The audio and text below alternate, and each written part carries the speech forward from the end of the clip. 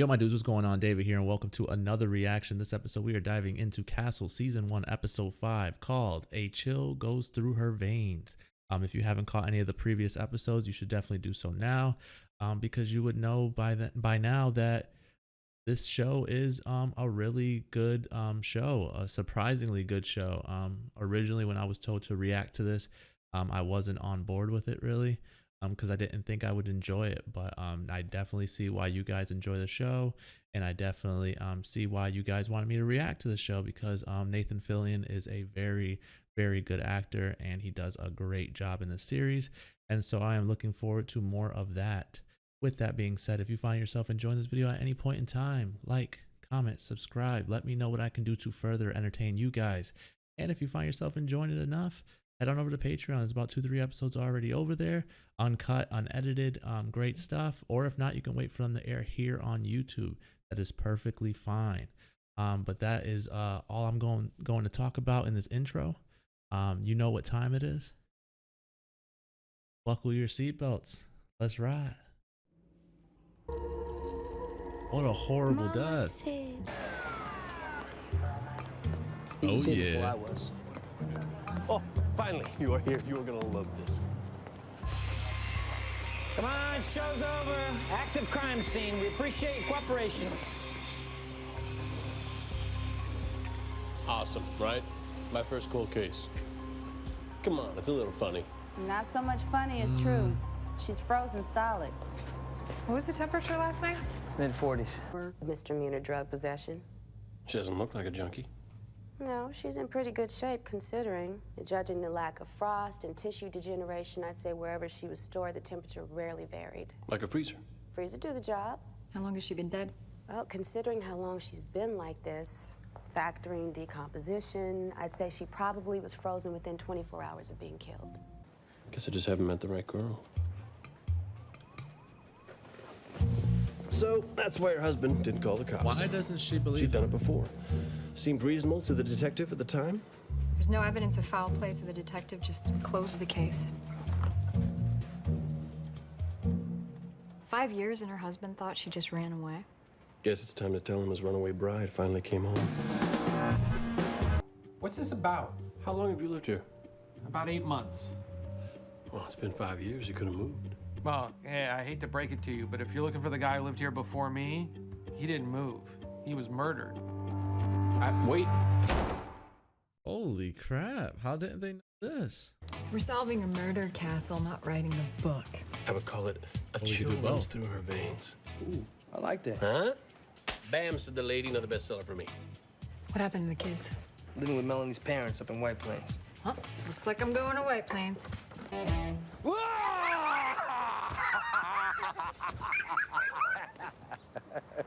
Did I scare you? Mr. Davison? Yes, ma'am. That's me. I'm Detective Kate Beckett. Is there somewhere we could talk? Yes, why don't we go inside? Girls Well, don't play in the street, okay? All right, Let's know Grandpa it's will not be out in a gonna be minute. good. Why didn't he report her missing right away? Why didn't he call for help? Even if she'd gotten locked up, she'd been better off than... Oh, what the hell's the difference? I mean, the time to ask these questions was 5 years ago. But the cop who was on the case then didn't want to ask them. Sounds like they're pretty unhappy with the original investigation. Guys like him, things only make sense if they fit in a box. So they make them fit and murderers go free. That what happened to your dad? My dad? I noticed your watch. It's your dad's, right? Oh yeah. That's why you wear it? But not. I'll pick up the call. Beckett? And dumping the body. You're lying. No one saw. Ouch. Wow. Maybe you should have tried Did he get in denying trouble? first. Let me help you. Melanie Kavanaugh, mother of 2, wife of Sam Kavanaugh. Okay, look, I dumped her. But I swear, I You never... didn't kill her, right? That's right. I found her. Uh-huh. I never even knew she was here. What do you mean here? 6th floor.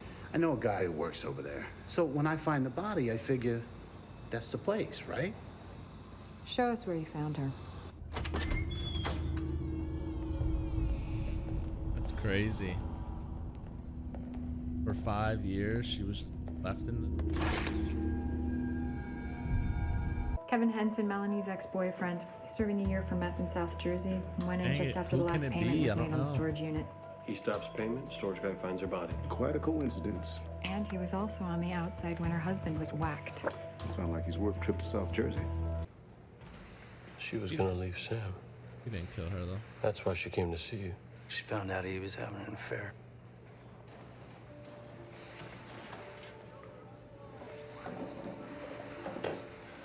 She thought he was gonna leave her and get custody of the kids, you know, because of the drugs. She wanted me to go with her to take the kids, just disappear. Well, affair certainly explains a lot. Sam kills Melanie, or he and his lover kill Melanie together. Well, then who kills Sam? The lover, when Sam backs out after all she's done for him. It's not like she could go to police if he broke his promise. How do you come up with these things, Castle? I did not come up with this one, they did. Okay, you speak, Guy. If Sam had a lover, would his best friend know about it? Yes. Does the name Samuel Kavanaugh ring a bell? What about him? We found the body of his wife, Melanie. From the looks of it, she was killed somewhere around the time the two of you were having an affair. I'm afraid I don't know what you mean. That's Do you a really lie. want me to start digging around in your life, Mrs. Forte? Because that's exactly what I will do. Scared of taking it to the next level, scared of being found out, scared of ruining your life. So, tell us, Elizabeth, what were you scared of? Him. With him at work, she would have had to have been with the kids the day she disappeared, But Sam said that she left later that night. which the doorman was never able to corroborate. So if she was there and she never left, then... Then she was murdered in the apartment. Yeah. Another fact, he lived in Manhattan. And like most You think people it's in the the city, old he man? didn't own a car. So, what is a good husband to do living in Manhattan with his wife's body? He can't leave it in the apartment. He can't walk out the lobby with it. So the only question is... How did he get the body to the storage unit? Here in my apartment? Not him, his wife. His wife? What kind of family was this? All right, so you and I are married. We're not married. Relax, it's just pretend. I don't want to pretend. Schedule like it. Okay. If we're married, I want a divorce. You two like this all the time? Yes. All right, we're not married. Figure kids have already eaten. So they're what? Watching TV in the bedroom. In my bedroom? We're on a roll. They have a fight About the affair. about Philadelphia. Things get heated. And she turns her head. He whacks her with something. A pot. Bam. Or a pan. Bam, fractures her skull, it's over. Except the kids are still in the bedroom. He's got to figure out a way of getting her out of the apartment without them seeing. Hallway bathroom. What if the body was already in the freezer when he took it out of the apartment? Freezer? He'd have needed a truck. In my building, if you have something picked up or delivered, you have to sign for it. Yeah, here too. Delivery that big, you have to sign the ledger. The ledger? The doorman's ledger downstairs. What do you mean sort everything out? I told the doorman I never ordered a freezer. But the guy Damn. brought it on up. He loaded it on the freight elevator while I was talking to the doorman. So what happened when you were downstairs? I told the doorman they got the wrong apartment again. He was older. Uniform? No, plain clothes like you. He had gray hair and he walked with a limp. Ben Davidson. Melanie's dad. I kept going over everything Sam said. Everything he claimed happened that night. Until I came to the same conclusion that you both apparently did. That Melanie never left her apartment alive. Mrs. Marsh's answers merely confirmed what I already knew. Every time he brought the girls to see us, I watched a little piece of my wife die. A visit from your grandkids should be life-affirming, not a reminder of how your only child was murdered. That a father might be justified. What the heck? Police told me Sam was shot in a robbery. And without evidence, there'd be little chance that his killer would ever be brought to justice. So I guess we'll find out if that's really true. Mom, my dad, and I, and she was gonna meet us at the restaurant, but she never showed. 2 hours later, we went home. And there was a detective waiting for us, Detective Raglan.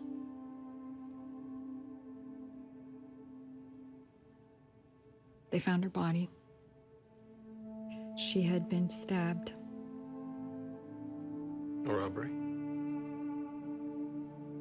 No. Why do you wear the watch? Remind. My dad took her death hard. He's sober now. 5 years. So, this is for the life that I saved. And this is for the life that I lost.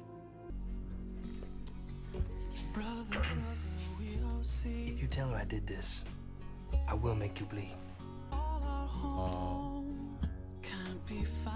Yeah, so don't do that.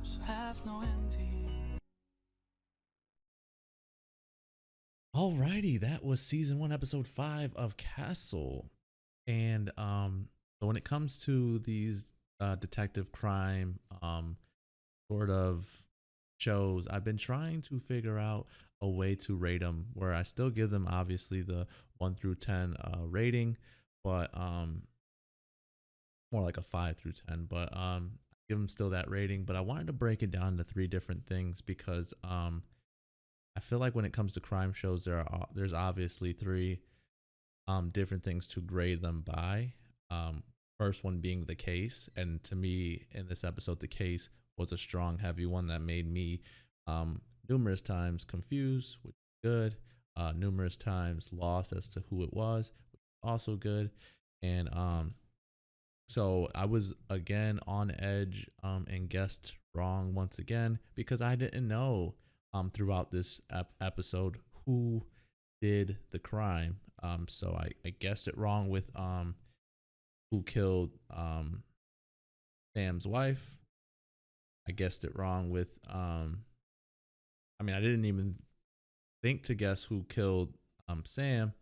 And so like pretty much I was like out not knowing who did it for any of those crimes. So that was good. So I gave that a 9. As far as the other category, it would be the ongoing story between Rick and Beckett. And to me, that was another solid outing. We got to find out about Beckett's mom passing away and not her dad. We were under the impression that her dad that had passed away, but he is actually sober now, which is really good. So that was very juicy. I would go as far as giving that a 10. I thought they did a great job continuing that story, continuing his interest in Beckett's life. I know he's writing the story of Nikki Heat, which is a character based on Beckett, but the fact that he went further into and she opened up about it, which is mind-blowing as well, because she's finally opened up about something that I didn't think she would ever really open up to Castle about, but she did, which is great. I think that does wonders for their relationship. I think it definitely builds on their relationship, which is a good thing. So I'm gonna give that part of it a 10, and then the other sort of aspect that I like to grade on would be the acting, and I think they did another solid, great job there as well. So I'd give that about a 9. So I think for this episode in all, I would probably go in between a 9 and a 10. I thought this was better episodes. I thought the crime was a really good one. I thought the background story, they did a good the overlapping story throughout the series. They did a great job with that. And of course, they always bring it when it comes to the acting, both of them. And so I think they did really great job on this episode. Definitely enjoyed this episode. And let's just do a quick breakthrough and see if there's anything I forgot. Very gruesome death. I've just realized, I always forget when I go to watch these that the very first scene is the death that took place. And that was very hard to look at. But then it was very early in the morning that they called them in because Beckett enjoying a coffee, and she's like, ah, why do they have to happen so early? But Castle has already been there, so now he has gained the interest of what he is doing so much that he is beating Beckett to the cases. He is reading up on files prior, like before she even does. And so here they're just a little brainstorm of what they think went on. And then of course we start to get some suspects. So they go to the place thinking that this is I believe his name was. They went to the husband's place and he wasn't there. He no longer lived there. And then so we just kind of sort of go down the list. We meet the suspect's dad, Melanie's dad. And he pretty much he's upset about it. Obviously, they were under the impression already that Melanie was dead. And so they almost like kind of like already mourned over it, already figured that that was what the case was. And so then we meet the sheriff, who was a detective at the time, who had I thought for sure it was him. He had he kind of gave a lackluster effort on figuring out the case. So to me that was very suspicious, but it didn't end up being him. He just a lazy detective, it seems like. And then this guy is another guy who delivered the body, which to me should mean he should be in trouble to a degree too, though. He dumped a dead body and didn't inform any law enforcement or anything. So I think a lot of people have their hand in on it that should be getting some sort of punishment. Then here we get Castle and his daughter, and I say it every episode. I love how Castle's a great father of the show, and so I'll continue to say that. I just love every interaction between him and his daughter. And then we get the man who helped aid Sam into killing Melanie,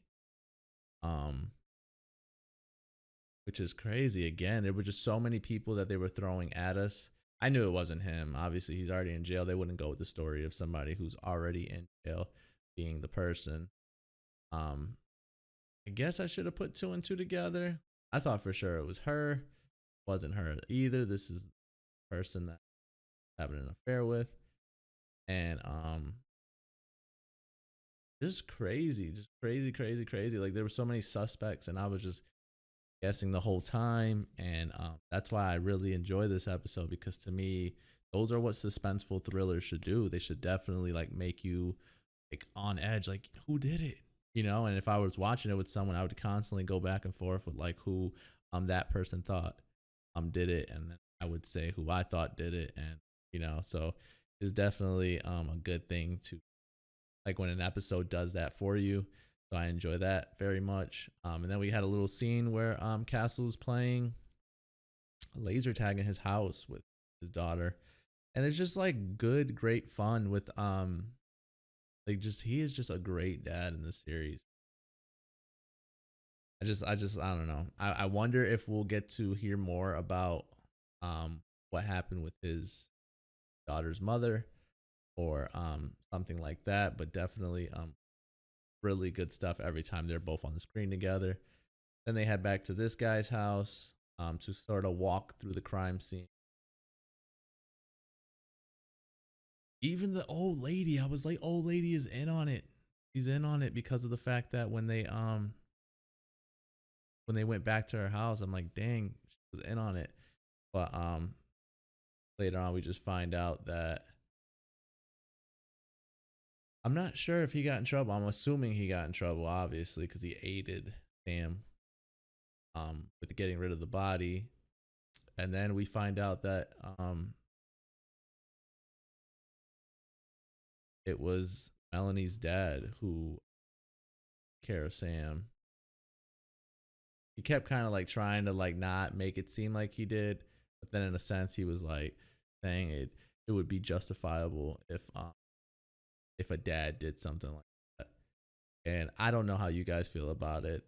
I have my own personal thoughts on it. Definitely something that I guess you can say I understand. Would I go as far as doing that crime?